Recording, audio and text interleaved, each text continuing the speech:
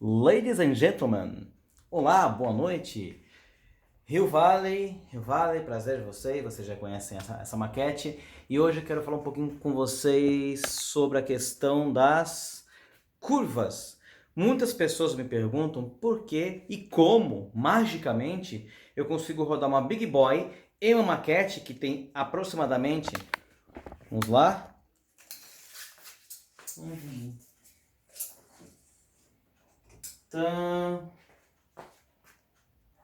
cadê aqui? 1,10 de largura. Ou seja, eu teria no máximo um raio de 55 centímetros, algo muito apertado. Na verdade é menor que isso, porque tem as bordas da maquete, então tem em torno de 53 mais ou menos de raio. Como que eu consigo rodar Big Boy e outras locomotivas bizarramente grandes nesta maquete? Inclusive algumas locomotivas que são conhecidas por serem problemáticas, como os Atem Genesis, de truque C, em que esses truques costumam sair nas curvas. Como? Como que essa mágica é possível? Vamos ver. Bem, primeiramente, embora eu adore mágica, não há mágica. Há simplesmente alguns improvisos que fazem com que uma curva tão apertada consiga rodar os trens. Primeiro, a curva não começa onde deveria começar normalmente. Ou seja, começa aqui e já começa a fazer a curva. Não, ela abre mais e começa antes. Se nós notarmos, nós temos aqui um ângulo, ó, em que ela abre, joga a locomotiva para a esquerda, isso aconteceu em ferrovias também, e aí sim começa uma curva mais suave, e acontece a mesma coisa aqui, onde ela dá um pouco de abertura e completa. Ou seja, ela não começa tão drasticamente falando, né? Ela chega aqui e vira, não. Ela começa antes. Isso acontece também aqui. Vamos lá. Vagões, por favor, não atrapalhem. Da mesma forma, se vocês repararem, olha como ela fala. Ela está longe aqui da borda. E aqui ela começa a aproximar a borda. Suavemente, suavemente. E aí sim é feita a curva. Ok, é só isso o segredo? Então, eu abrir um pouquinho antes eu consigo fazer? Não, não só isso. Primeiro, uma outra coisa muito importante, outro detalhe muito importante. As emendas.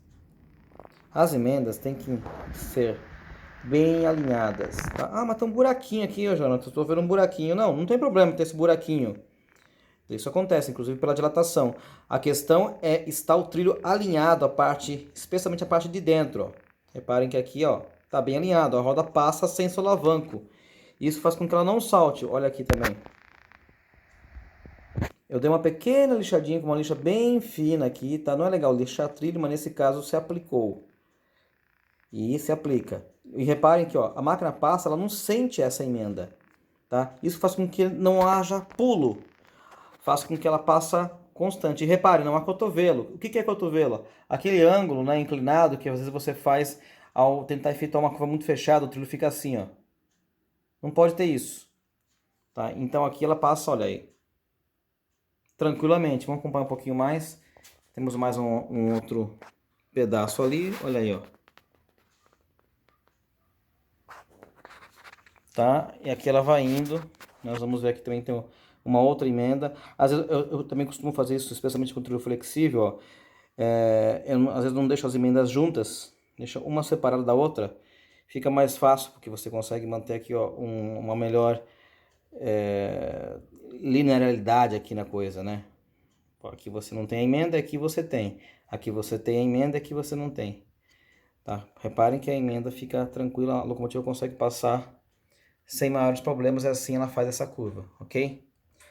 Beleza, isso é uma. Mas eu também rodo com algumas locomotivas grandes, não como uma Big Boy, mas outras, como a C44, como inclusive da Atem, dentro das linhas internas, da famosa, se não me engano, de 42 centímetros da Fratesc, segmentada ainda. Como também? Então, aqui o que que eu fiz? Aquela velha história de você tentar alinhar, ó, tá vendo aqui tem um buraquinho, mas tá bem alinhado por dentro, então passa tranquilamente aqui a roda. Olha aqui o outro, olha a emenda dele. Essa aqui tá feia, mas passa. Estão alinhadas, né? Essa é a verdade, estão alinhadas. Não tem aqueles cotovelos. Consegue passar. Há algumas gambiarras, improvisos técnicos, que também existem em algumas ferrovias. Talvez não tão feio quanto eu tenha feito aqui. Por exemplo, aqui, ó. Olha essa curva aqui, ó. Há um contratrilho aqui, tá? Para que essa curva aqui ela tem um ângulo muito fechado. Muito fechado. Para que o truque já entre aqui alinhado e não provoca o descarrilhamento, tá? Não é uma coisa legal, não gosto muito disso, mas é uma possibilidade para maquetes pequenas, ok? E assim vai, todos os trilhos são assim. Eu acabei soldando esses segmentados, tá? Porque dava muito mau contato. Umas soldas bem feias, para dizer a verdade, que eu fiz na época. Tá? Faz tempo já isso. Essa maquete aqui, ela começou em 2009, então ela é a mesma maquete, ela só foi reformada, restaurada, e muitas coisas, muitas gambiarras ainda daquela época, não que eu não faça hoje, mas as minhas gambiarras hoje são mais técnicas, são melhores, né? Olha que linda solda que tá aqui, por exemplo, tá? Mas na época funcionava, tanto é que continua funcionando até hoje. Depois eu preciso arrumar isso aqui numa etapa final, eu vou dar um trato nisso aqui e tirar as gambiarras mais feias. Mas enfim, esse é o segredo, tá? Então fazer uma curva que seja bonita, que esteja bem aparentada, que esteja outra coisa importante, tem que estar nivelada, tá? Não com muita inclinação, ou ela vem aqui, abaixa, levanta, não pode ter isso, especialmente na curva, tá? Se você reparar aqui, ó, ela tá bem, ó, bem nivelada. Isso é muito importante. São trilhos fratescas Code 100, tá? Então não tem aquela desculpa, é fratesca, é por isso que não tem nada a ver. Não tem nada a ver com relação a isso, aos trilhos, tá? Roda bem aqui. Beleza, pessoal? É só isso hoje, é responder essa pergunta, como que essa maquete, a Rio Valley, consegue rodar as benditas locomotivas grandes em suas linhas.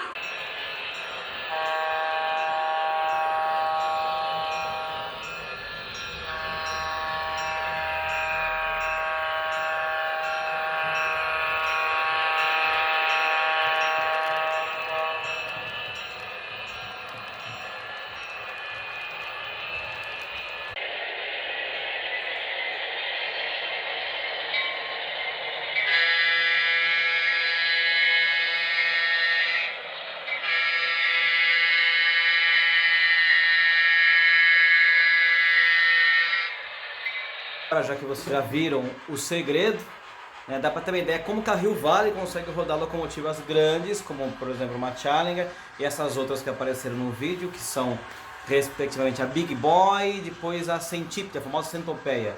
A Centopeia é um teste fatal, né? Ela é enorme. Agora, o que acontece? É importante salientar que não é uma solução que eu estou apresentando. É algo assim, eu tinha minha maquete, tenho, e quero rodar locomotivas maiores e no momento não tinha espaço. Então eu comecei a fazer esse tipo de modificações. Como que eu descobri isso? Eu lembro que quando chegou a locomotiva russa, né, da MTH, enorme também, começou a descarrilhar. Então, o que eu fazia? Eu andava um pouquinho com ela e via onde que ela descarrilhava e por que ela descarrilhava. E ali eu fazia a alteração. E assim eu fui andando e fui descobrindo. Aí que veio a questão das emendas, a questão da inclinação do trilho dos dois lados, né? Isso faz com que a máquina descarrile, porque a curva já é muito apertada. Então, qualquer desnível faz com que a máquina descarrile, tá? Às vezes passa despercebido para nós. Mas vamos imaginar isso, esse desnível em escala HO realmente, ou melhor, em escala real. Quer dizer, 1 milímetro pode se tornar uma barra gigante de 20 centímetros. Ou seja, um desnível muito grande, né, para a locomotiva. Então isso acaba, no mundo HO, sendo muito mais suscetível a esse tipo de falha quando tem um desnível, quando tem um buraco, quando tem um trilho torto, quando tem um engate desnivelado, um trilho, por exemplo, assim, ó. Você tem aqui, né, um desnível, a roda ela passa, ela cai no vazio, às vezes ela cai fora já a flange cai fora. Especialmente locomotivas importadas em que a flange que seria a parte de dentro do trilho. Deixa eu ver se eu acho aqui uma roda seria o ideal, né? Mas seria essa parte aqui de dentro, ó. Esta parte aqui onde você, né? Eu tô com a unha aqui, ó. Encosta no trilho. Reparem que ela é bem pequenininha nas locomotivas que são importadas. Nas locomotivas nacionais, né? E nas locomotivas também europeias, o flange já é enorme. Olha aqui, ó. Não sei se dá pra ver aí, ó. Ele é bem maior, que o foco aqui não tá aquelas coisas. Ele é bem maior, então torna muito mais difícil que essas pequenas falhas atrapalhem. Mas é isso aí, tá aí. Mostra que é possível sim rodar locomotivas grandes nessas maquetes. Não que fique bonito, tá? Porque afinal uma Big Boy saindo toda pra fora, uma centípede arregaçando ali pro outro lado. Não é aquelas coisas, mas você consegue rodar. Dá pra matar aquela felicidade. Depois você, poxa, na próxima maquete já sei o que fazer. Você já começa a pegar curvas maiores, que a minha ideia é fazer uma modular, então com curvas maiores. Estou falando isso já faz uns 3, 4 anos. Mas uma hora sai. Ok?